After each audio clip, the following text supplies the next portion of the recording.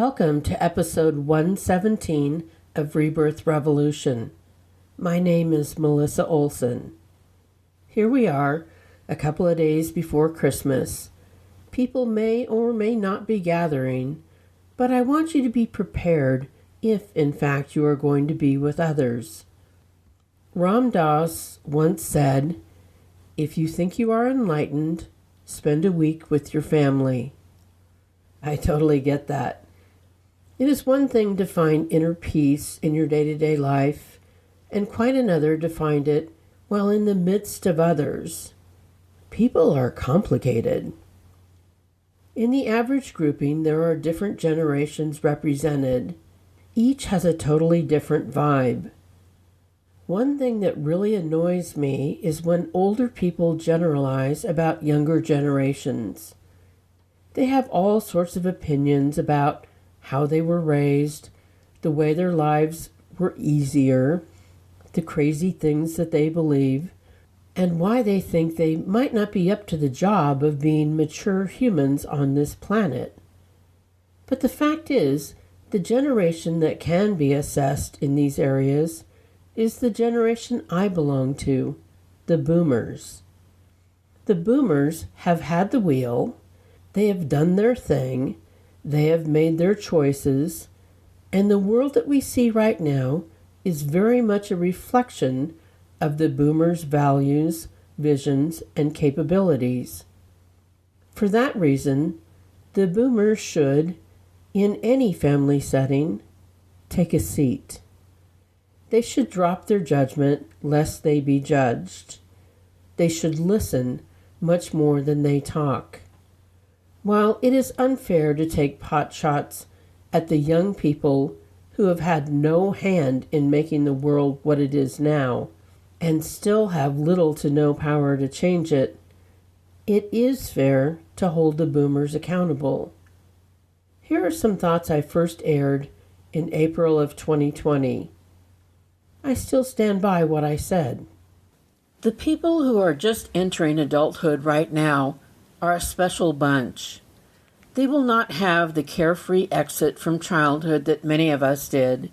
They, in fact, have had childhoods that have been steeped in one challenge after another. It is one thing to not go to prom or not have a graduation ceremony, but the more difficult truth is that their childhoods began around 9/11. Their short lives have seen endless wars, the Great Recession, unprecedented gun violence and school shootings, the threat of climate change, and now this pandemic that has shut down schools, evaporated job opportunities, and job offers. They have not had a moment's rest.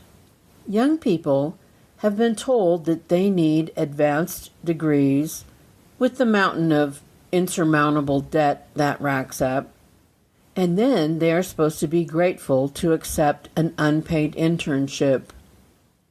We told them that if they worked hard enough, they could become the best and the brightest who would be accepted to Ivy League schools, a resume entry that would carry them through a successful life.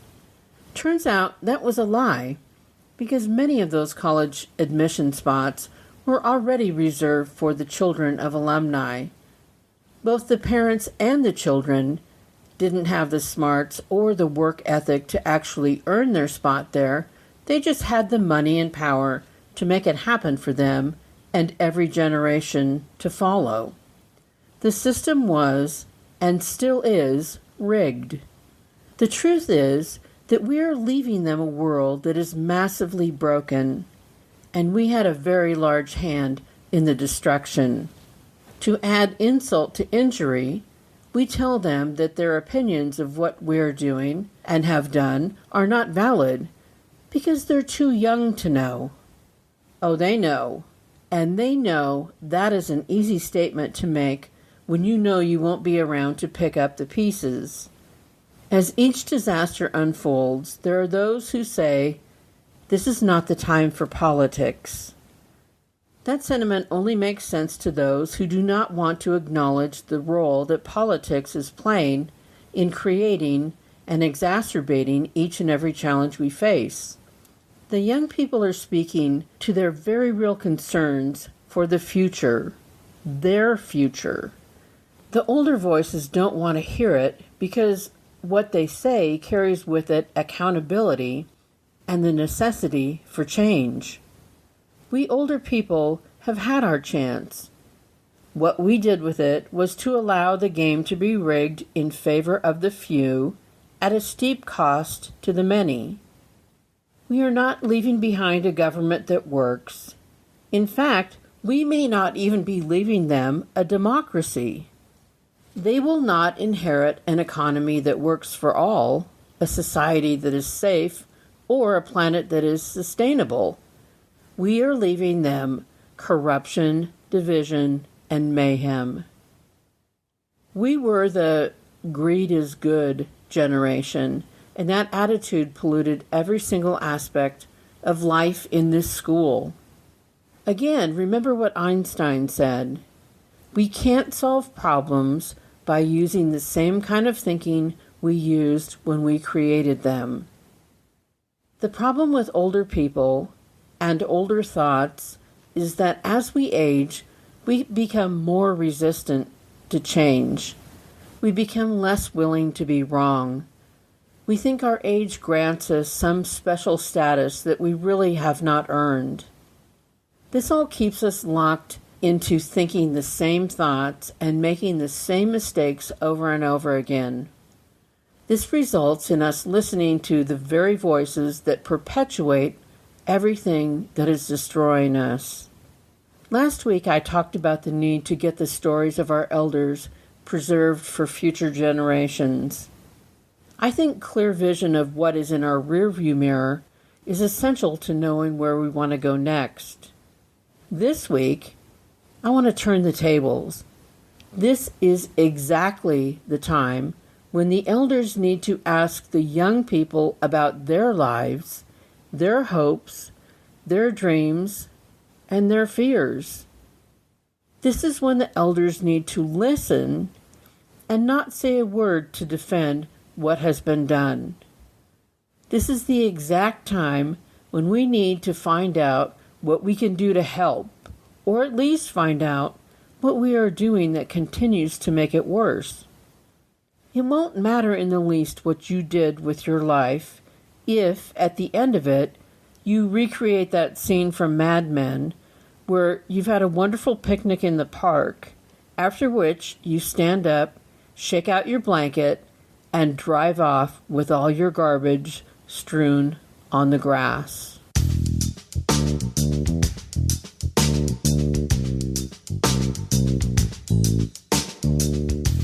What makes young people special is not the simple fact that they have survived all our man-made tragedies.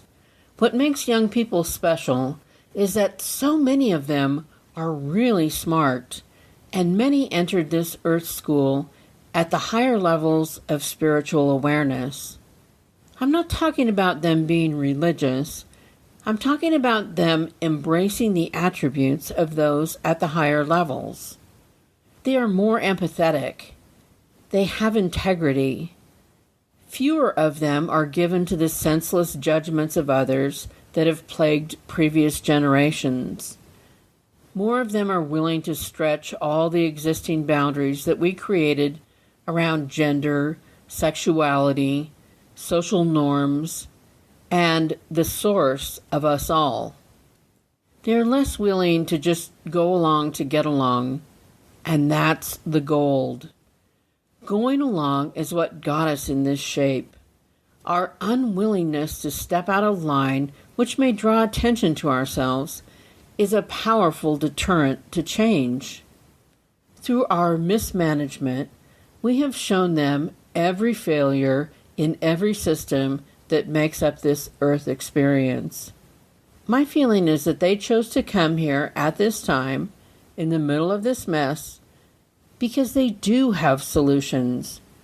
They are smart enough and caring enough to help create the world that is based on the highest of our ideals instead of our lowest common denominator. We don't need to lead them to do so. We need to follow their lead and help in any way that we can. They aren't asking for anything that is outlandish. They want to enjoy the same things in life that were simple to achieve for older generations. They want love. They want meaningful work. They want financial security. They want to be healthy. And maybe they want a family. The world we have left them makes those basic tenets of life unachievable. That's on us. No two people, each with tens of thousands of dollars of college debt, working jobs where the wages have been stagnant for almost a decade, with healthcare costs that cost more than rent, can reasonably build the future of their dreams. There is always that sword hanging over their heads, ready to drop at any moment. We didn't begin our lives that way. It was all very doable. Almost every job offered enough compensation and benefits that would allow people to buy homes and live their dreams. Healthcare wasn't something you even thought about. The concept of being one hospital visit away from financial ruin was not a thing. College costs next to nothing. We have left them in a mess, and then criticize them if they point that out. We owe them more. We owe them our help in undoing what has been done. Now, during this pandemic, you see images of older people protesting the fact that young, poorly paid people should be forced to be available to cut their hair and touch up their roots. All of this at the expense of their own health and safety. All of this without taking into account that we don't have adequate testing, adequate protection, any treatment for the virus, or a vaccine. They want their hair tended to, and they want it done now. If young people have to die to make that happen, then so be it. The recklessness and thoughtlessness is astounding. The attitude that we should simply act as if this is not happening is a testament to the deep sickness of our culture. Our young people are magnificent beings of light. They have answers to questions that we haven't even thought up yet. We need to get out of the way so they can do what they came here to do. Imagine everything we can learn by taking in all of that brilliance. We had our time as their teachers. Some of what we taught them was good, some of it not good at all. Now it's their time to teach us. Be a good student. Stop listening to the old voices that want to preserve what is, and seek out new voices that illuminate what can be. We can't get better by listening to those who are attached to the low-level motivations of money and power. We have to dig deeper. This may seem like harsh criticism, and maybe it is. Fitting in to our current social structure is where we are taught to live an ordinary life.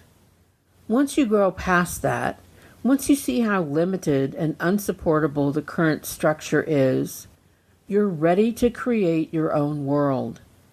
That's when it gets really interesting. This is the point we have reached collectively. Let's not squander our opportunity.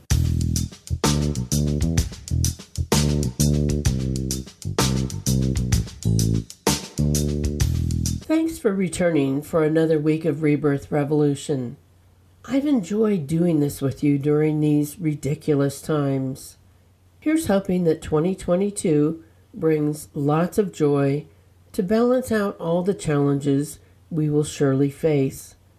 In any case, we will be up to the task. We are here for this exact moment. You can always let me know what you think by emailing me at rebirthrev@gmail.com. I'd love to hear from you. I'm taking some time off to spend time with my family. I hope to learn a lot since I will be in the presence of many brilliant young people.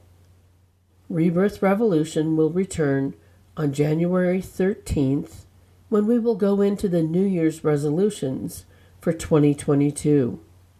Please join us. Rebirth Revolution can be found on all the podcast apps, the music apps, and full episodes can be found on YouTube and on our Facebook page.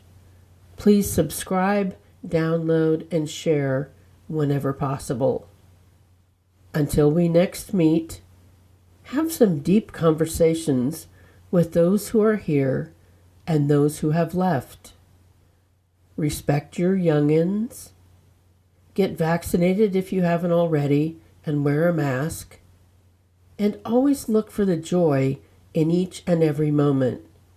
Remember, you are loved exactly as much as every other person on the planet, not 1 ounce more or 1 ounce less. Stay strong and safe and hopeful for the future.